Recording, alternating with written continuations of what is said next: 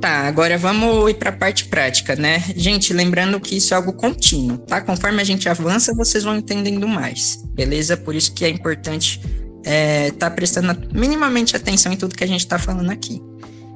Então, vamos falar sobre o que é a cognição, sabe? O que são esses mecanismos, o que é isso que faz a sua mente funcionar de tal forma, e essa é a parte legal, e como isso forma os tipos, os seus padrões de comportamento. Vamos lá.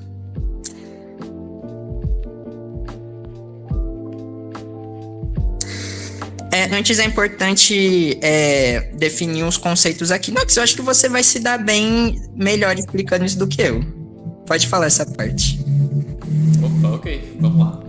Alguns conceitos importantes antes da gente realmente falar da cognição das pessoas, né? O Jung, ele sempre estudou dualidade, e eu já falei de dualidade em um vídeo, se você quiser aprender mais sobre. Inclusive, talvez tenha a parte 2, porque é um assunto muito grande, mas enfim. O Jung reconheceu ou popularizou os conceitos de introversão e extroversão, o introvertido e extrovertido que as pessoas conhecem muito hoje em dia, mas como qualquer palavra famosa, porque muitas pessoas conhecem, mas não foram até os livros ou pensaram muito sobre, os significados de introversão e extroversão meio que foram deturpados, foram distorcidos. E a noção do que é uma pessoa extrovertida e extrovertida mudou. Então, como vocês podem ver aqui no slide, enquanto a introversão lida com o mundo interno, a extroversão lida com o externo. Isso não é difícil de entender. E a gente pode começar a ver várias situações na vida onde a gente é capaz de observar a introversão e a extroversão. E eu não lembro se eu já falei isso antes, mas a nossa própria linguagem reconhece isso. Eu vou dar muitos exemplos aqui de introversão e extroversão, como uma explosão e uma implosão, uma injeção e uma ejeção, uma inclusão e uma exclusão. Entendeu? E existem muitos exemplos assim. Opa, aqui tá dizendo que a música tá mais alta que minha voz. Pior que eu deixei a música bem baixa, hein? Vocês me dão Tira um a minuto música. pra eu tirar a música? Enfim. Tira a música, melhor. Enquanto você tira a música, eu vou falando melhor sobre. E essa introversão e extroversão, vocês vão entender que está presente em vocês. Existem 8 tipos introvertidos e 8 tipos extrovertidos. A humanidade se divide assim. A gente está numa cultura que, infelizmente, no Brasil, sabe, favorece os extrovertidos. E vocês vão entender o porquê. Mas os introvertidos ainda estão aqui. E essa é a definição de introversão e extroversão, sabe? A pessoa que é extrovertida, ela é atenta e busca interagir com o mundo externo. Ela tem energia, sabe, para estar mais envolvida com o mundo externo. E o que é o mundo externo, sabe? É o mundo fora dela. As pessoas, as experiências com as pessoas, as experiências no mundo, as atividades com as pessoas, o tempo que se passa com as pessoas. O introvertido não quer dizer que ele não gosta disso. Ele gosta, só que ele não é apto para isso, porque ele está concentrado mais no seu mundo interno, sabe? Então, antes de ele focar no mundo externo, ele está focando no mundo interno dele, sabe? O que é mundo interno? Os pensamentos, enfim, tudo que engloba o interior dele. Então, isso acaba aqui gerando implicações. Como assim implicações? Diferente, e vocês vão ver mais para frente que a gente vai explicar direitinho. O introvertido, diferente do extrovertido, ele não tem tanta bateria social, por assim dizer, ele gosta de ficar com as pessoas, geralmente ele prefere ficar com uma pessoa de cada vez, interagir com uma pessoa de cada vez do que com várias. Várias pessoas de uma vez cansa o introvertido, sabe? A gente perde a bateria mais rápido quando a gente tá cercado de várias pessoas. Já o extrovertido não, se deixar, meu Deus, o extrovertido mora assim, com vários grupos de pessoas e não cansa, sabe? Não cansa. Eu tenho história para contar em relação a isso. Mas, gente, meus primos, eles são extrovertidos. Minha irmã é extrovertida. E, gente, às vezes eu fico me comparando com eles. Eu falo, meu Deus, gente, a energia... Da onde sai essa energia que vocês têm, sabe? Para ficar tanto tempo, sabe? Uns com os outros. Eu não consigo entender. Mas isso é justamente por conta que a minha mente, ela é condicionada a eu prestar mais atenção no meu mundo interno do que externo, sabe? E a introversão e extroversão se trata de outras coisas, a gente vai falar mais pra Só frente. licença rápido. Ô chat, pode me avisar aí se minha voz tá baixa ainda? Pode continuar a explicar, eu não queria interromper. Quer que eu passe o slide? Beleza. Falta o julgamento e a percepção. Você quer Claro, falar claro. dessa parte? Eu tava esperando a resposta deles, então vai falando aí enquanto eles respondem. O Ian falou que tá de boas. Ah, tá de boas? Beleza. Uhum. Ah, certo.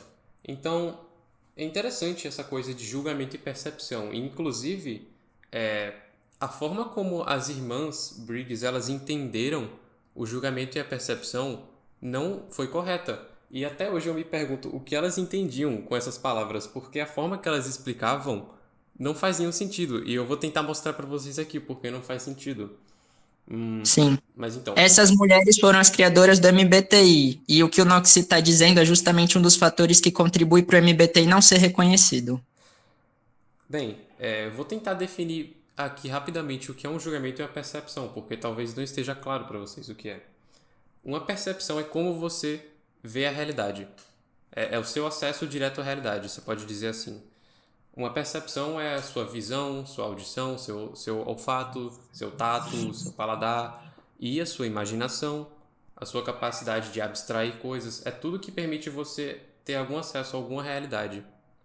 Algum tipo de coisa que você vê, entende? É uma visão. Muitas percepções são percebidas como sentimentos, tipo frio, calor, por aí vai. Enquanto julgamentos, como ele diz aqui, se trata de racionalização. Julgamentos, eles são mais avanços de percepções. E eu vou tentar explicar isso. Um julgamento é o que a gente usa para pensar sobre as coisas, para processar elas. Então, um exemplo de julgamento seria: eu olho para uma pedra, sei lá, imagina que a gente está nos tempos primitivos e a gente não inventou o nome das coisas ainda. Eu rotulo essa pedra de pedra, eu digo que o nome dela é esse. Isso é um julgamento, isso é um rótulo. Eu acabei de julgar a pedra como tendo esse nome. Mas julgamentos são muito mais do que isso. São deduções, são induções, são atribuições de valor. Tipo, isso aqui vale muito, isso aqui vale pouco, isso aqui é errado, isso aqui é certo, isso aqui é verdadeiro, isso aqui é falso. Tudo isso é um exemplo de julgamento. E a concepção errada principal que existia nas irmãs Briggs sobre isso era porque elas diziam que ou você julgava ou você percebia, e você nunca fazia os dois ao mesmo tempo, ou um ou o outro, o que não faz o mínimo sentido, porque, pensa comigo, se percepção se trata da forma que você acessa a realidade, como é que você pararia de perceber a realidade para julgar as coisas? Tipo, imagina que eu quero resolver um quebra-cabeça, uma conta matemática utilizando o meu julgamento. Eu não deixo de enxergar, eu não deixo de ouvir, eu não deixo de ver, pensar, sentir só para fazer uma conta matemática. Então eu não deixo de perceber para julgar. E a outra questão interessante, é possível perceber sem julgar? Eu sei que não é possível julgar sem perceber. E a resposta é sim, é possível perceber sem julgar. Então um precisa do outro, mas o outro não precisa do primeiro. Então, para resumir para vocês, é possível perceber sem julgar, mas é impossível julgar sem perceber. Dá o Porque, exemplo do cego, Noxy. então, imagina que você não tem nenhuma visão da realidade, né? Você não seria capaz de julgar nada. Não tem como julgar se não tem realidade para ser julgada. Você é uma pessoa cega, né? E não consegue ver nada.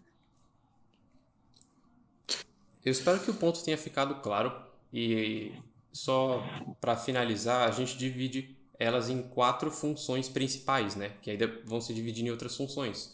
Quando se trata de julgamento, a gente divide em sentimento e pensamento. Eu gosto mais de chamar de emoção, mas chama como você quiser.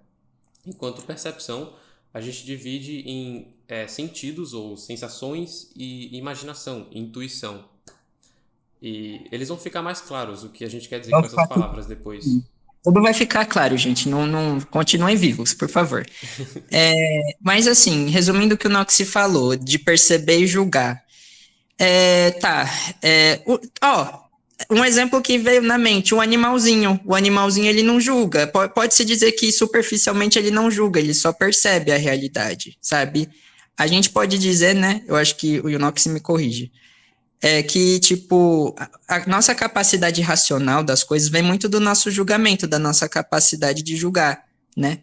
O animalzinho, tipo, claro, ele tem sentimentos, né? Ele tem reações, mas diria que ele percebe mais, né, Noxy? Assim, isso é um dos grandes mistérios da tipologia até hoje, porque a gente com certeza sabe que animais percebem. A gente não tem como dizer que eles não têm percepção das coisas, eles têm visão, audição, essas coisas. Mas a gente não sabe o quão ou se eles têm julgamento. Se eles são capazes de dizer que algo é ruim ou bom, se eles são capazes de dizer que algo é verdadeiro ou falso e dar nome às coisas. Isso é algo que a Sim, gente não sabe se animais são capazes de fazer, pelo menos eu não sei. sim. E essa capacidade de dar nome às coisas, de considerar verdadeiro ou falso, isso é o julgamento, sabe? O que é a percepção? É só você perceber que tem algo ali, mas você perceber como aquilo interage com você, o nome daquilo, o que aquilo significa, tanto emocionalmente quanto logicamente para você, isso é o julgamento. A percepção você só sente a realidade com seus sentidos, entendeu? Acho que tá claro. Vamos pular, não.